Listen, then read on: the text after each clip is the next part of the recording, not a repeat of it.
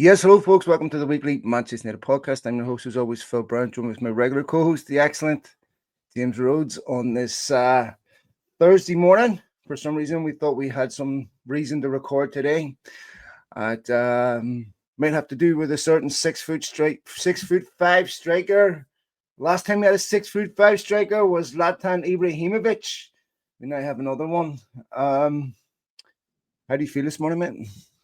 Yeah, I mean, I'm feeling pretty good, and I think that some of the doubts that I would have had about this, the price, the spending, and all of that were certainly cast aside in the excitement of just getting a good young player with a lot of talent. You can always push aside the money concerns once you have that, but also just the factor that it seems like United have been playing the popper quite well this window, and in fact, even after this deal, could be more to come.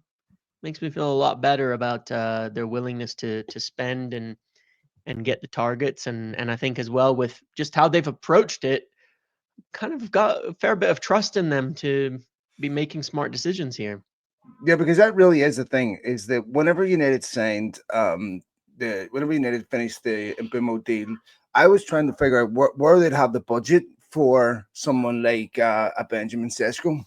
Yeah. Yeah, me too. And it seemed like it was, obviously the message, which as you would kind of want it to be, I suppose, was got to sell to buy, got to sell to buy, got to do more on that. And then, suddenly they're in the deal and they're putting 85 million euros on the table. It's kind of funny this because I did a whole analysis after their last financial results came out, and I looked at it and said that they could do something like in the order of 200 million net this window without any sort of problems, that they just had the money to do that. And it because it seemed like, based on the savings last year between budget cuts, between wage cuts, between, there was the austerity measures, there was the redundancies, but there was also a lot of cuts made to the football side of things too, players loaned out, free agents departing, that they'd saved a fairly significant amount of money, somewhere in the range of 80 million a year Mhm. financially. Now, 80 million a year in football terms is a lot from a cash perspective, given how the deals are spread out. And so it appears that they have landed at being able to spend somewhere in the range of 200 million. Now, even with that, it seems they have some more. And I think what's going on here, which makes a fair bit of sense from as far as I can tell and what I can hear, is that the view has always been, if this team can get back into Europe, following the redundancies, the cuts, the cost controls that are put in place, if they can now raise the revenues, the money will sort itself out. And that's how it should be at Manchester United, right? That's always been the insanity of this whole thing. With the size of Manchester United, with the revenue that it has, with everything that goes into it, it should never have money problems. It should never be tight on cash. It should never have these issues. It's been so mismanaged that it did, but they feel they've done everything they need to get it under control. If the club gets back into Europe, we won't have money issues ever again. Really, that's how it should be. And if they can stay there, and I think the view is now buy now, sell later, make sure we get into Europe. And there's a risk aspect to that, but I think it's a fairly, safe one in their eyes from their assessment. There's always some risk involved. But additionally, I think part of you is you've got AFCON in January, you've Mhm. got the World Cup next summer. It's going to be a shit window to buy players in, that World Cup window. It always is. The prices go out through the roof. The time to do deals is very small because remember, these things, it takes a long time working with players and agents in the lead up to those deals actually happening. And when you have to pass through different targets and things, you have this much smaller time frame to do so. And a lot of times you're dealing with inflated things. And so I think it's been the approach of Liverpool as well. As we can see, they're trying to do everything now. And they'll probably have a fairly quiet next summer if they get their business done, like with Isak and such. And I think United are looking at the same. Get a jump on the players they really want now instead of later, and give them probably a better chance to make those signings. Yeah, and look, United have to face reality. Like they can't have a repeat of what happened last season. To me, it shows ambition that they take last season seriously. We were concerned about the pace with which United were moving at. They've accelerated that. You can't really have any complaints about what they've done so far this summer. I mean, they've brought in 3 top players. Sesko is someone that they've paid a transfer fee that I wasn't in favor of them paying based Same, on yeah. what my assessment was of what the United's budget was. If they had the budgetary room, go ahead and do it. Yeah. What surprised me was more or less after agreeing the deal, they then moved for Baleba, and I'm going, where's this money coming from? I did read a little bit about on the Athletic, excellent article from Mark Critchley and a couple of others. There was another individual involved in it that was explaining how United could afford this in relation to the revolving credit facility, which they can still draw down on. I believe they've got another 140 million capacity to draw down on, and how, of course, the revenue brought in from their sell-on clauses has also helped that. The saving, obviously, with Marcus Rashford wages and what have you. So, turns out there's a bit more room than what I had originally thought. They need to make, I believe, 140 million loss to have any PSR concerns. That's not expected next season. Obviously, United were making significant losses and addressed a lot of that through cost cutting and other measures. So it does seem like United have the financial wherewithal to do this quite comfortably without worrying about PSR issues. Yeah, and if that's the case, we've all been in a situation, I think, as United fans and on here where we don't want to talk about the financial reasons why we should or shouldn't do football moves, right? We'd rather sit and talk about how exciting it is to get Sesjo than have to sit and say it's exciting, but he costs so much money. How's that going to affect the budget? We don't want to have to think about that stuff as fans, and that's kind of the nice part about it. I feel we're so used to doing that. It's going to be hard to move out of that zone of thinking, into like, I've never wanted to care about the money. Years back when I didn't worry about it, I didn't care how much we paid for Harry Maguire because we really needed a top center back at the time. And it was like, now maybe I should have, because we ended up in a lot of trouble, because of some of the deals we did in the past. But you know what I mean? Like, I just wanted to be like, what do we need? The club go out and get it. Did they get a good player? Cool. The money is secondary. I'm not even like, I don't even want to have to think about it. Let's just look at what we have to pay. You can kind of look at how Liverpool are operating in this window, like with whatever it takes for Florian Wirtz. They went and did it. Now, will it work out? I don't know, but you can tell that that's how they're moving, is just, whatever we've got to do to get the players we need, we'll get them. There's my little one sneaking into the video. I hope hope we can afford your appearance fee, young man. The joys of doing it. I've got more kids than Bernardo's behind me. Trust me, don't all about it. Kid crawling out of woodwork. Don't worry, kids aren't even mine. So obviously, yes. The when looking at Sesjo from as a player perspective, James, 6'5", lots have been made about his goal scoring record not being as prolific last season as what some other strikers. But if you look at this kid's career, wherever he's been, he's scoring a goal every 2 game ratio, even with Slovenia on his national team. Big, tall striker. Someone that United have had on trial when he was at Dunzali as a kid. You'd have had him then.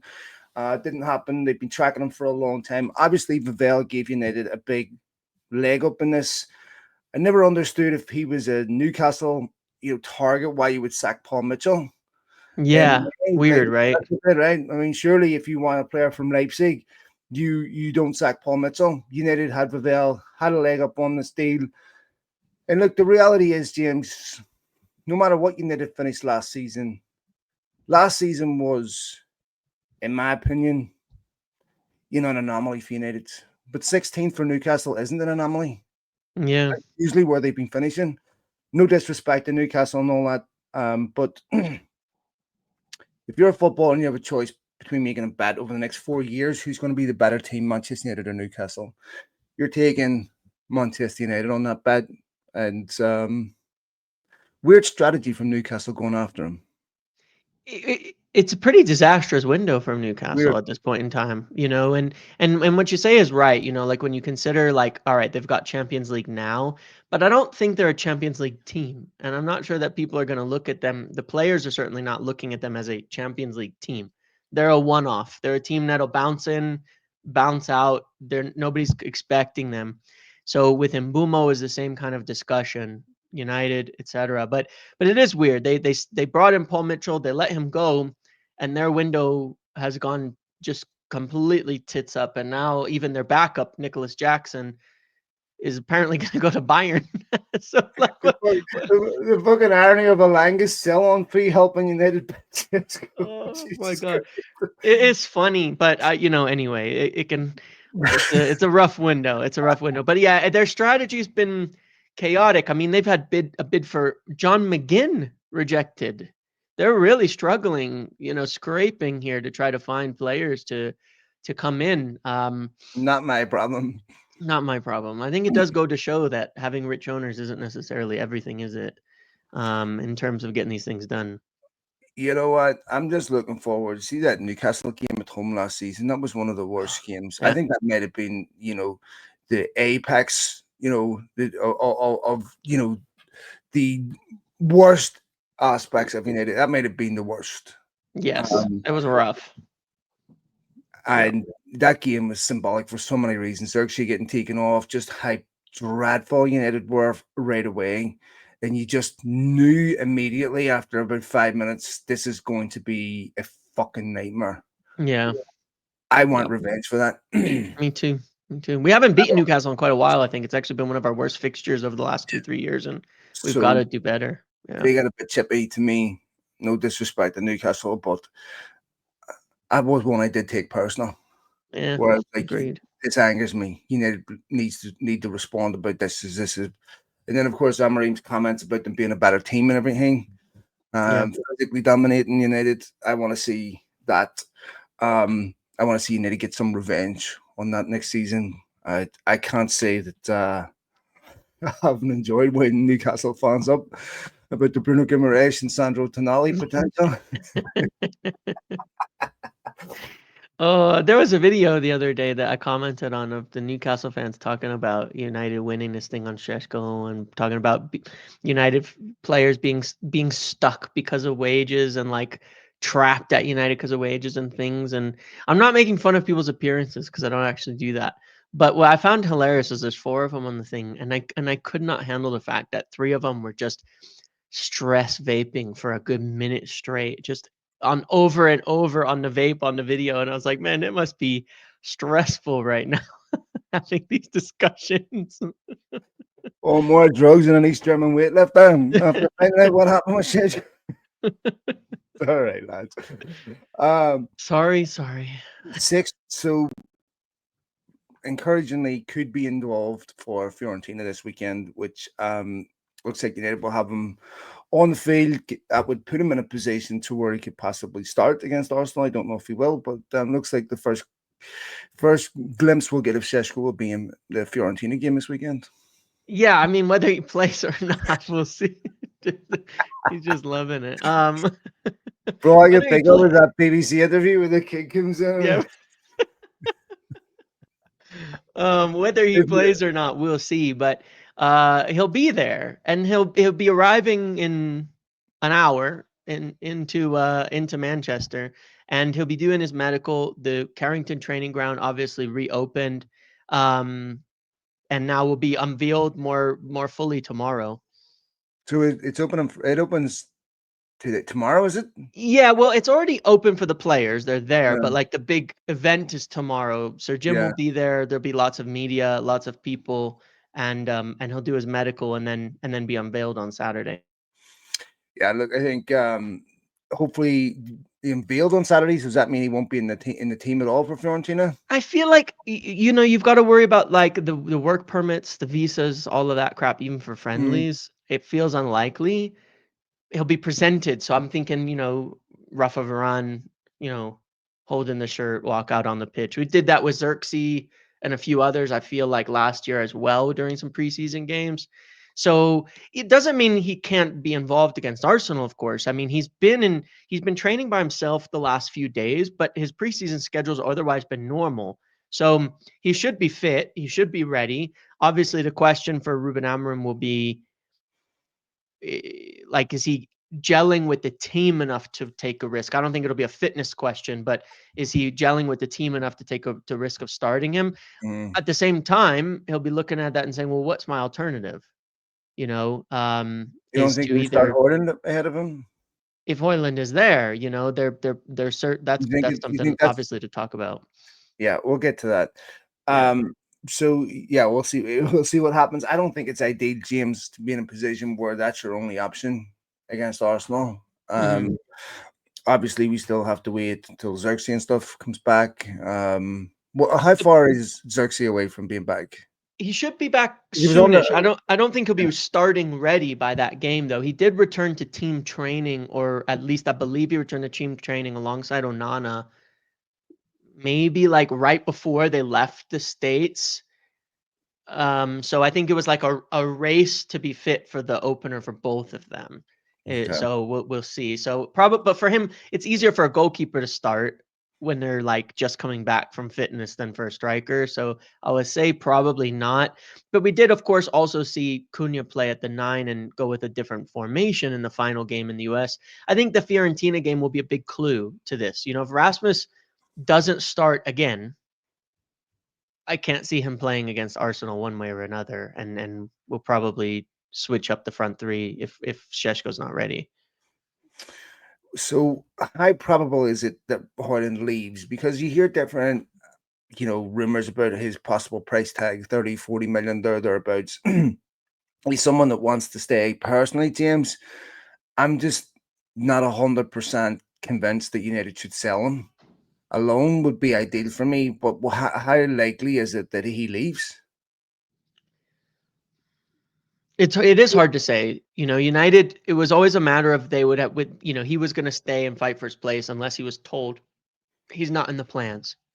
So I think the question now becomes, do they feel they're going to need and want that money to do the next step of their plans in the market, right? Do they feel they need and want that money to, to go and make the bid to get as high enough a bid as possible, or as much money as possible to do a deal like Carlos Baleba? Do they think they'll need it? And if they do, then they're going to have that discussion.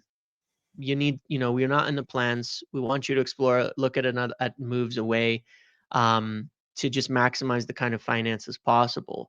The positive one thing, I guess I would say about Sesjo too, which should factor into this and may weigh into their consideration. He's another player which they've looked at a lot of guys like this summer, which has gone a little under the radar. No injuries. Even as a young 6'5" guy, he has not had an injury since 2002. Small muscle injury, and that is, there's obviously we know that there's the genetic aspect of this. Players who don't get a lot of injuries tend to not getting a lot of injuries. There's aspects of that are the case. I think it's one of the things they also really liked about Ollie Watkins, for what it's worth, because he's the same. He's got like no injuries in his career. Some of these robust, they've hated having players they get and then they're not making it on the pitch. It's like the biggest thing that bothers them, right? Right, we So got plenty of witch doctors at Old Trafford. They'll be injured in about I 6 weeks know, for the I rest know. of the season. Don't worry about that. But Not have even an injury, come still, to us. We'll fix that. but even still, we went to the States, no injuries. Yeah. Like things Yeah. are different. Things have changed. Interesting that. It does look better. Mount's healthy, Shaw's healthy. They've managed to make it a whole preseason without like picking up any new injuries during these games over there. And so I think that's positive. I think they feel more confident in that. It's one game a week, you know. So I think that there's a real world here where they do move Hoyland on. It could be a loan, though. It could be a loan. But I think it really is going to depend. Do they need any money from him to pursue this Baleba deal? Because I think they're going to prioritize that over anything. Yeah, that really is the question, because I've heard that United didn't need to sell players. I've now since heard that selling players was not fundamental to funding moves for this summer. And we talked a while before the Marcus Rashford deal got announced that United would the ideal scenario, Barcelona were looking to defer a potential buyout clause to the end of the following season. Yeah. And if United didn't need that money this season, they'd be happy to do that as well. So I think that they are obviously have an expectation that they'll sell players, and I hope that they'll sell players. Yeah. But I don't know how consequential that is in terms of funding United's movement in the market. It feels like it's not. It does Mm. feel like it's not at this point, and so but it's hard to say, like they probably want you to think it is to a degree. They Well, that's probably what would. they should be doing, James. Yeah, which is correct, and so it's hard to get like a straight answer, I guess, on that question of like, do they need to, do they not need to? I do think, obviously, at the end of the day, the more they can sell, the better it is, obviously. Like one way or another, whether they need to or not, the ideal thing is still they raise as much money as possible. It's only going to help now and in the future, one way or another. Yeah, and the thing is, United have to be better about doing that. Yeah. You look at other clubs selling players who are fringe players who are getting nowhere near their first teams. I don't care whether Man City and Liverpool are competing for the league title or not. That doesn't make their reserve players worth £30 million, right?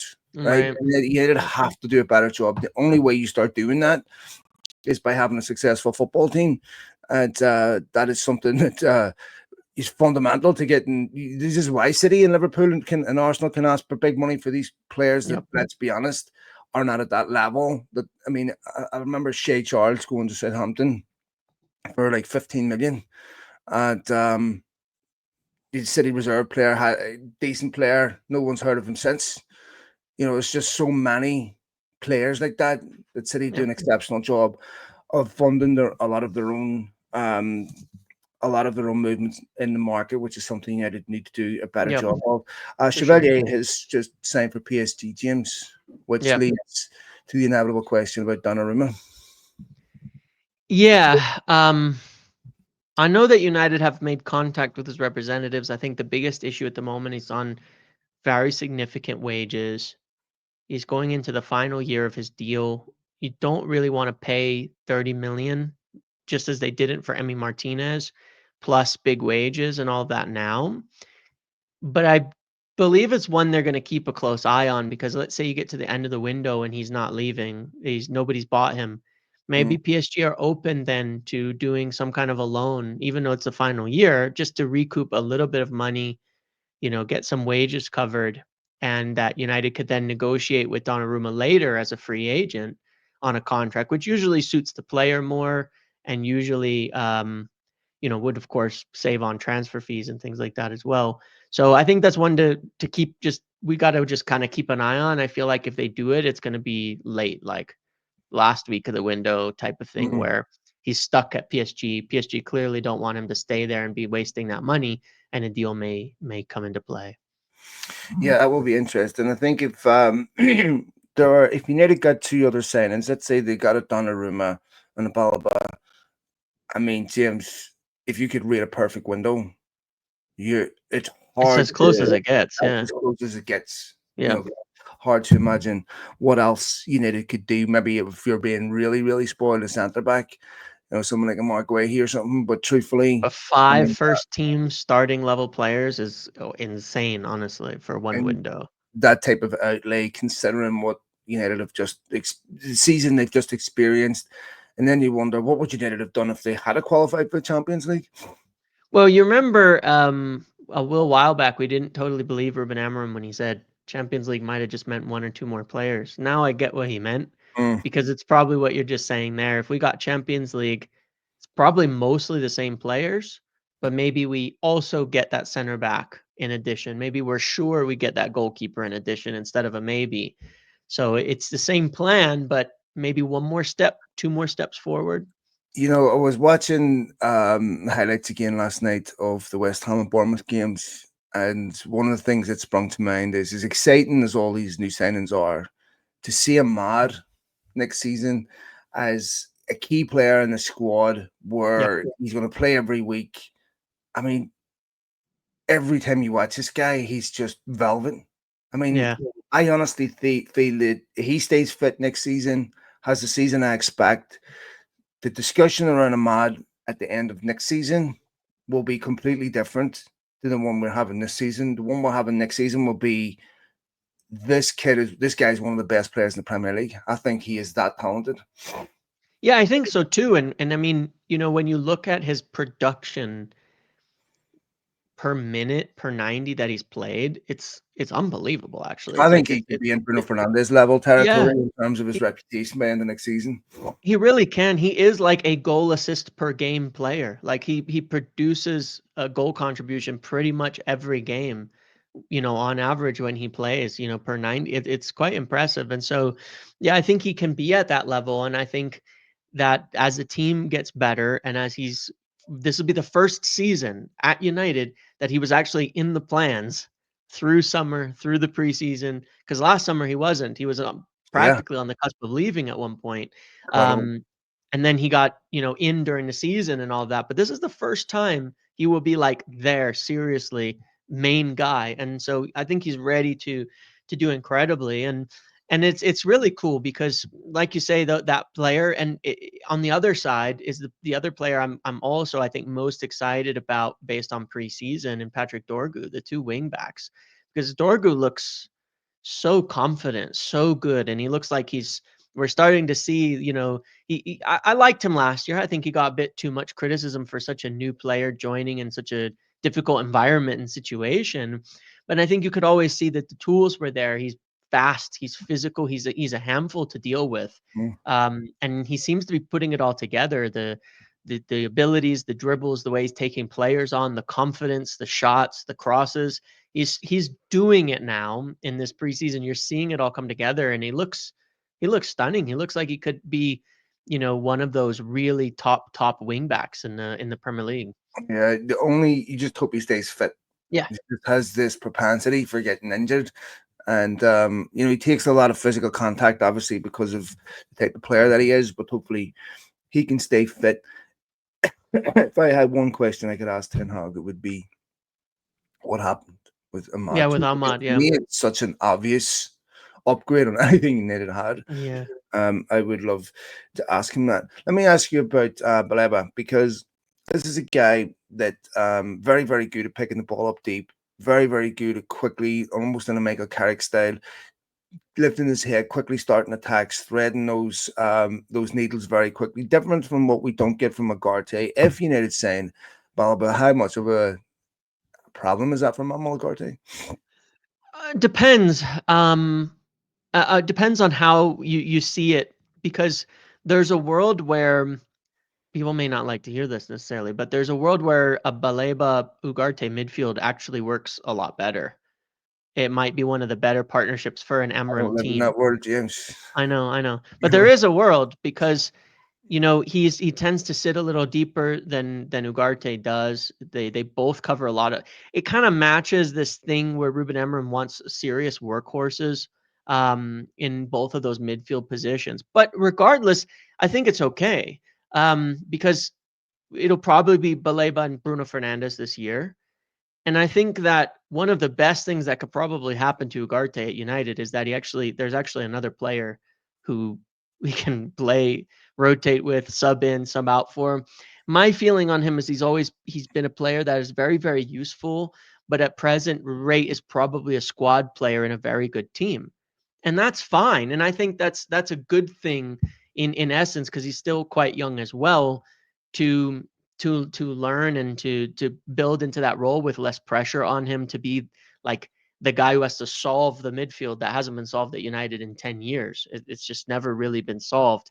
Whereas Baleba's proven Premier League experienced, all of that, handles it better under pressure and all of these things.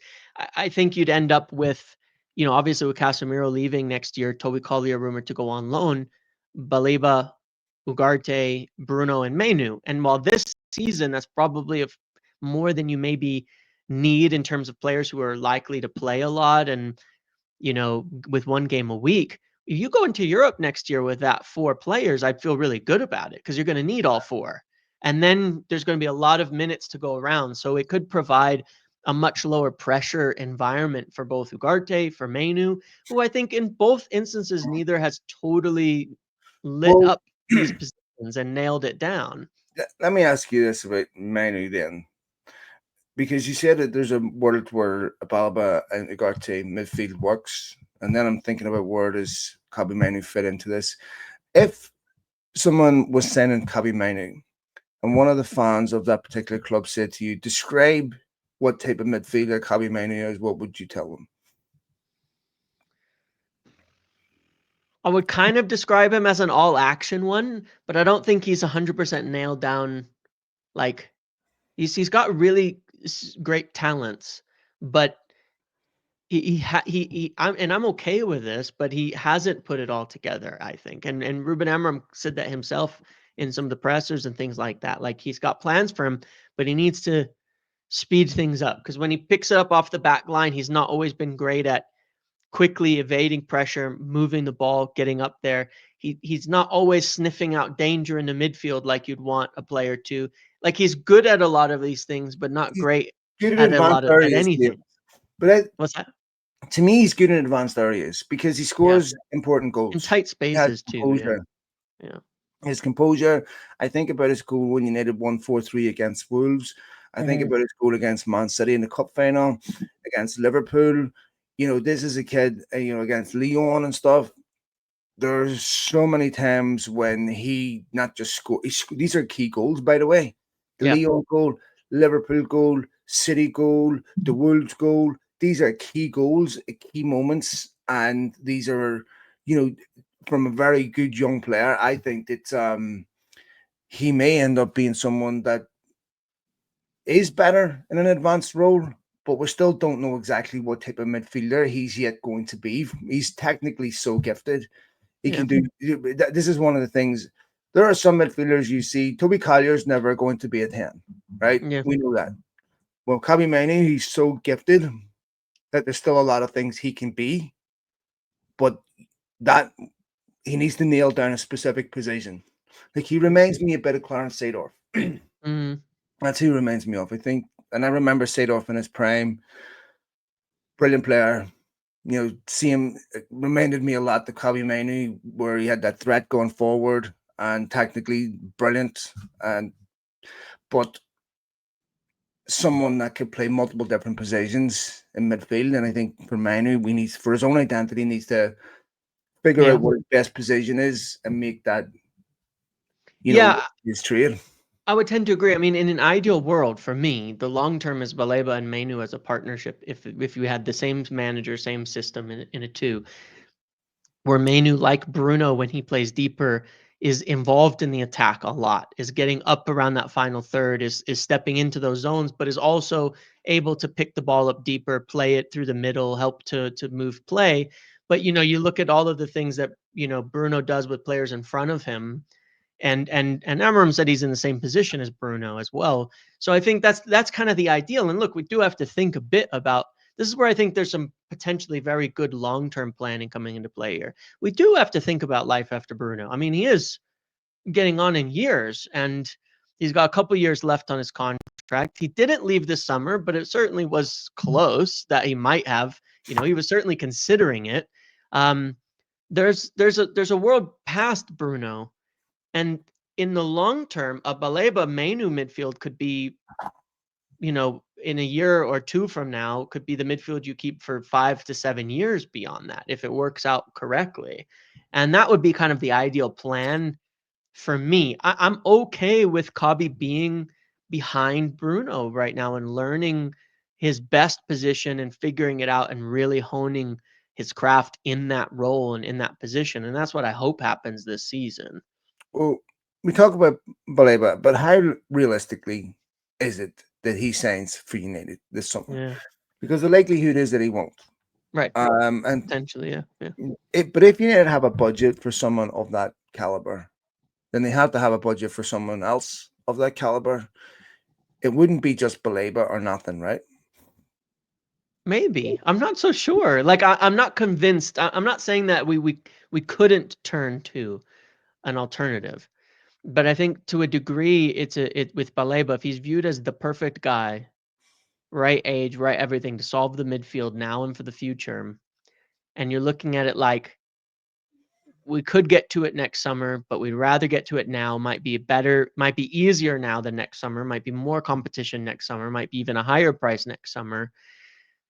If you miss, do you have someone of the same requisite quality when you're talking about buying guys who you think are good enough to win the league? Like I look at in the end, the decision of Sesjo versus Watkins, a big part of it came down to, well, they made some proposal for Watkins, came down to a thinking of, well, Watkins probably not going to be the guy who's still there when we want to win a title. Like maybe he'll still be in the team, but probably not in his prime, ready to lead the team to a title where we think Sesjo could be that guy.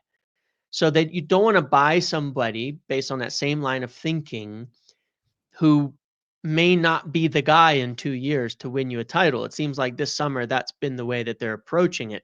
Cunha, he can be the guy when you're winning a title or competing in a couple of years. And Bumo, their ages, they're all fine on that. Sesjo obviously as well. But also how good they are. Like they view them as good enough players to help you compete for a title for sure. So they're not buying, like last year, I think a lot of the players we bought were middle ground, like squad players, maybe good enough, this and that, which is maybe besides Lenny Yoro, a bit of a criticism, I think, a fair criticism of the window and, where it didn't have a huge impact. So is there an alternative to Baleba that's you could get this summer that can win you, be the guy to help you win a title in the future? I'm not sure. I'm not sure if there is. I'm not sure if they will think there is or not. Yeah, it's going to be interesting because, I mean, to me, there is an obvious need there right now. Yeah. And look, when it comes to Sesko, after the names after Sesko are a massive drop off. So United Yeah. cannot complain about the three forwards that United have signed. Yep. There's still a need in midfield and a goalkeeper, in my opinion. I think that it would be a shame if United didn't get one of those two this summer Yeah. and went from what is a really good window to an exceptional window, because that midfield, these are transformative players. Yep. And when you go to the market next summer, you're bringing players into a whole different football club than what you would be bringing them into otherwise if you don't bring these players in. Because, I mean, if United were to get a midfielder and a goalkeeper, James, and I know I've been burned before doing this, I might have to reassess my expectation of around sixth. Like, I think that that's a very, very, very strong team. I think With, you got to do top four. Like you have to with that team. I mean, what would be a reasonable expectation for goal return with Sesco next season? 10 to 15 would be fine. Rasmus managed to get what was it, 12 his first season or 11 I was his going to first say season? that so hard in first season. Yeah. Um, So I think Sheshko's more experienced and a better player. Has more physical tools that will suit it. You have better players around him too. In Cunha and Mbumo, so I think 10 to 15 would be fair for him. Yeah.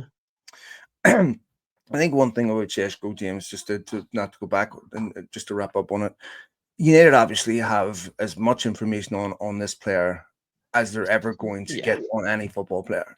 Yeah. And still feel like this is, when you make this type of investment, you have to have a consensus agreement amongst your football people that you can't have this standing if Ruben Amorim isn't completely on board with it, or Yeah. the football board isn't completely on board with it. So this is someone that they've researched and believe that this is the right player for them.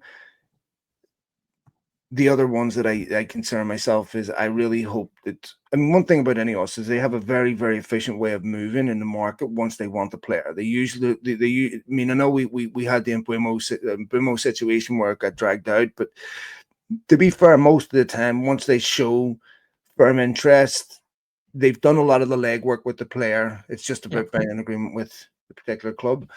I think it was Real Madrid last season, James, where they were smart, let Real Madrid set the price with Euro, if I remember, and then stepped in and done the deal. They let Newcastle set the price for Sesko, then walked in and done the deal. I think that shows acumen. Yeah, I think it's smart in the way that they're approaching this for sure. Yeah, I really do. Yeah, I think it's very, very encouraging. Do we have some names that we would consider outside of Baleba as a obvious alternative? Well, Ederson was a pretty strong target going into the window. He's not exactly the same type of player as Baleba. He's a little bit more attacking, I think, and a little bit less of that deep midfielder. And I feel maybe the priorities have changed a little bit to where he's just potentially not the option, but that's when I keep it on. That's partially why it's very confusing, I gotta say, Phil, because Baleba was like the only name I heard 2 weeks Mm. ago, and then nothing else. And so it does lead me to feel like they just want to get their main guy, and I think maybe the alternative is just spending the money on a goalkeeper and going again at it next summer, to get the something done of the last two priorities. It seems to me, you would be paying almost a Moises Caicedo type fee Probably, yeah. for Baleba. It's a lot of money, but I guess the question I'm looking at, because someone asked me this and I said sounds kind of stupid to say it, right? But my view on it is almost, does it matter? Like, to me, no. because it's so transformative as a potential signing, right? It practically finishes the squad in terms of the outfield 11. Does it matter? Because United, if they're in Champions League, the money is always going to be there. It's like, Also, I think one of the things that is truly remarkable is just the fact that these are players that want to sign for Manchester United, no matter where they are. yeah, They're not going to United because they're being offered more money or a better deal somewhere else. These are players that are how badly did Cunha want to sign for United? How badly did Mbeumo want to sign for United? yep, How badly does Sesko want to sign for United? Even last season, we had this, right, with players yep, that were specifically picking United because that's who they really wanted to play for. yep, That's really, really encouraging. The players are coming for the right reasons. And also we forget we might see one or two academy talents emerge this season too. So yep. we'll see what happens with that. Anything else, mate, before we go? No, otherwise the Carrington opening tomorrow be good to see and hear what that's all about. And, I think those are little things that, following up from Monday in terms of the mood, the atmosphere, the environment that help having a good ground and a good place. Ronaldo arriving and thinking it was a pile of shit, that hadn't been kept up and the hot tub's broken and all of that, as opposed to, Sesjo arriving and Cunha and Mbeumo coming back from the tour to a brand new sparkling facility. It's got to have a better impression on these new players. It's not like Alexis Sanchez coming in and the next day saying he wants to leave, So that has to have a positive effect on these things. And I feel like the sum of all these little good things hopefully results in, these signings actually coming in and improving rather than going the wrong direction when they join United, like instant regret. I was looking on Twitter earlier and seeing, all this United fans in collective delirium. I'm like, this is like, the summer solstice, where you get one day a year where all the United fans are actually, aligned with each other, where they don't want to kill each other, where we're all in a positive mood. By the way, for all the people out there, all the wives, girlfriends, sisters, what have you, we're about to come out of hibernation after this weekend because Premier League starts next weekend. This is your last weekend, right? To get that shit done that you have to do. So you've only got to hide one more weekend, right? Not get it done. Be a superstar and make sure that when the season starts, you've managed to survive the summer without doing a whole bunch of shit you've been putting off for a year. So we're Yeah. 1 week Yeah. away from the start of the Premier League, which Yeah. I am significantly looking forward to with a little bit more gusto than what I was looking forward to the games last season. Oh yeah. And my first game next weekend, United play Arsenal. I will be in Hawaii next week. Nice. Good spot for it. It's going over there for 5-6 days. So What does that make it in Hawaii? Is that going to be in the middle of the night then? we're 3 hours behind California. It's the worst time zone to Yeah. adjust to, Because it's right? going to be like maybe it's like an 8 or 9 a.m. for me. So it's like a 7. So it's like Yes. 3, 4 in the morning, something like Um, that. Yeah. no. So Oh it's well. professional like me, no days off. Yeah. I have a few performance enhancers to make sure I'm wide awake. It's only Great. I can do that. Okay. All right. We'll leave it there, folks. Thanks to all of you for downloading the podcast. And thanks for all your likes, retweets, follows, everything else. We'll be back on Monday with first show getting ready for the new season. Look forward to that. We'll have a great weekend and hopefully need to get a result against Fiorentina this weekend. I feel like that game is relevant.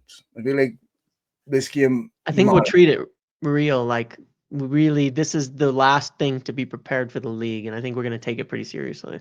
Okay. And if there's any Amber Alerts in Colorado missing kids, let us know. They're probably going to. All right, folks. I'll see you later. Cheers, man. All the best.